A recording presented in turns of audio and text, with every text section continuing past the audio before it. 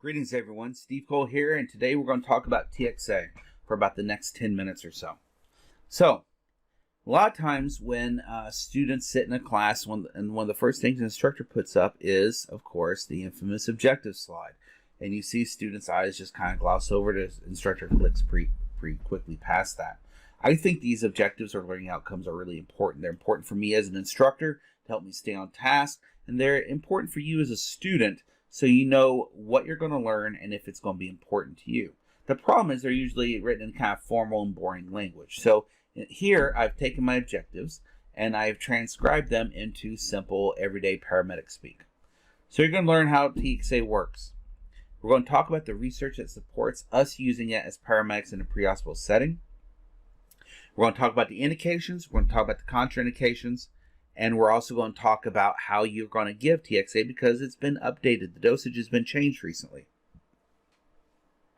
So all these I think are going to be pretty important and pertinent to you in your practice.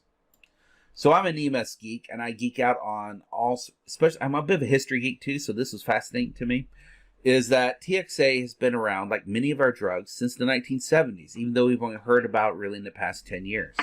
In the 1970s, it was used as a treatment for hemophilia and for severe perioperative bleeding, particularly in orthopedic trauma. Now, in the past 10 to 15 years, it's been used off-label for actual traumatic injury and other life-threatening acute hemorrhage, the stuff that we're familiar with. Now, don't be put off by the fact that it's off-label. Chances are there's 5, 6, half a dozen medications in your own clinical practice right now that is used in off-label use. It's very common. It just means that the research and our understanding of the medication has evolved since it was first introduced. So how does TXA work? Well, in very simple terms, it preserves the clot. The body still has to make the clot, still has to have the clotting factors, but TXA helps preserve the clot, helps the formation of the clot, but doesn't create clots on its own.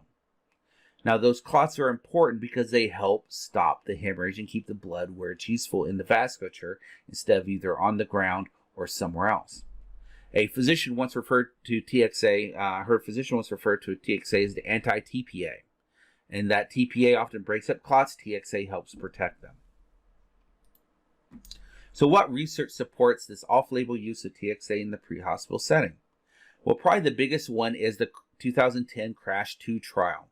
And this trial really laid out TXA here, a lot of the same parameters here 11 years later. They showed that TXA improved survival when given within 3 hours of injury. Maximal benefit was within 1 hour of injury, so sooner is better. Thank you. They also found that after 3 hours, there was no benefit, but there was increased harm. Now, what type of harm do you say? Well, we're talking about embolic events, thromboembolic events, such as stroke, PE, MI, microemboli going to the gut, stuff like that. Really serious things. Clots going places we don't want clots to go and doing things we don't want clots to do. Now, in 2011 and 2012, there are the MATTERS and MATTERS 2 trial, which were military-centric trials. And these found basically the same findings as CRASH-2, but they also found that the more severe the patient, and they identified severe as hypotension and shock. The more severe the patient, the better the patient did when given TXA. So TXA is crucial in the critically ill traumatic patient. In 2017, there was another study, and this was fascinating to me. This study looked at not trauma, but postpartum hemorrhage and cesarean section patients. And they again found maximum benefit within 1 hour. But they also found that the impact of mortality or improvement in mortality was significant to the point that the World Health Organization, right after this, updated the recommendations to say that if the patient has received uterotonics, i.e. Pitocin, for postpartum hemorrhage, which they identify as greater than 500 cc's of blood loss, if they've received uterotonics, they should receive TXA even if the uterotonics are effective. That's interesting to me. The CRASH-3 trial looked at TXA in multi-system trauma with traumatic brain injury. And the question was, is TXA safe in these patients? And it found that yes, it is. Now, TXA provided some benefit to the mild and moderately injured TBI patients. They didn't provide any benefit to the severely injured TBI patients, but they did not increase harm. So the bottom line is it's safe across the entire population and probably beneficial to the mild and moderately TBI patients. So wrapping all that together, the bottom line is that TXA results in a 20 to 30% reduction overall mortality. The earlier it's given, the better, and the more severe the patient, the greater the benefit. That's a pretty powerful statement, I think, for our practice in the pre-hospital setting. So let's talk about what TXA is used for. And the TCCC guidelines really focus on the military setting and obviously trauma, but they really set the tone for a lot of other guidelines that derive from there. And the TCCC guidelines were updated in November 2020 to state that there is strong support for early use of tranexamic acid in severely injured trauma patients. Thank you, Captain Obvious, or more likely Colonel Obvious. We knew that. But they provided some practical guidelines for administration. For example, they said the patient probably needs a blood transfusion. They probably need TXA. Makes sense, and that's pretty simple. They also said that if the patient has significant TBI or altered mental status associated with blast injury or blunt trauma, they should receive TXA. Now, I work in a system called the Access System, and that particular system were several different agencies under universal protocols. And this is what our protocol says. It says severe blood loss for non-compressible refractory bleeding in the setting of trauma and for postpartum bleeding derived from that 2017 woman trial. We are also considering for TBI and blunt force trauma, but we haven't quite landed on a final determination on that yet. Now, there's lots of other uses for TXA. We're not going to go into them because they really aren't the acutely ill traumatic patients, but something to keep in mind that you will see other uses out there. What's more important is when TXA should not be given. And I've said it before, and I really want to stress it again. Injuries more than 3 hours post-injury. I think I work in an urban or suburban area. I would never see that, or most likely never see that. Possibly, but if you work in a rural environment, industrial environment, if you work in a remote or a stir environment, wildland fire, you might. If they have a sensitivity to it from previous exposure, if they have a known prior history of thromboembolic events such as stroke, PE, or MI, those are outs.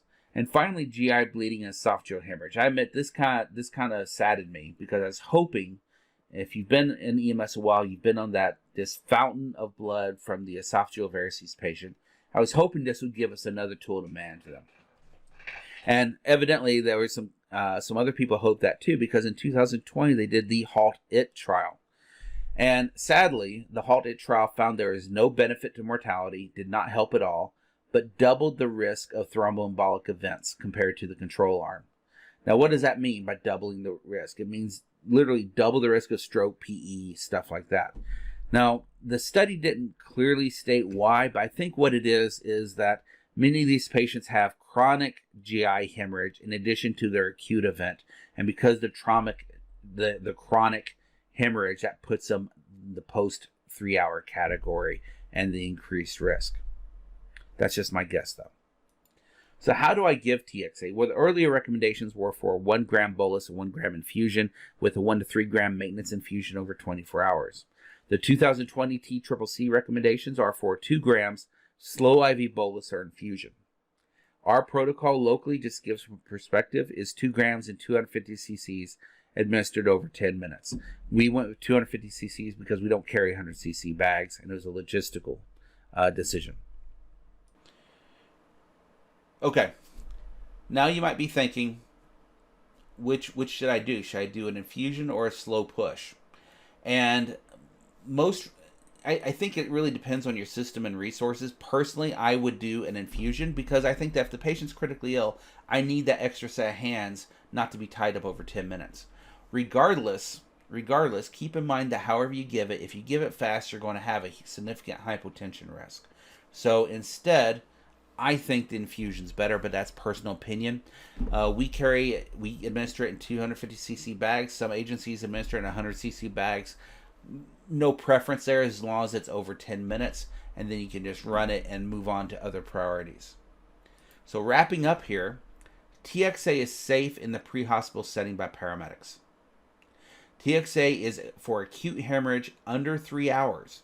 Sooner is better, preferably under an hour. If you go beyond 3 hours, you run a risk of thromboembolic events.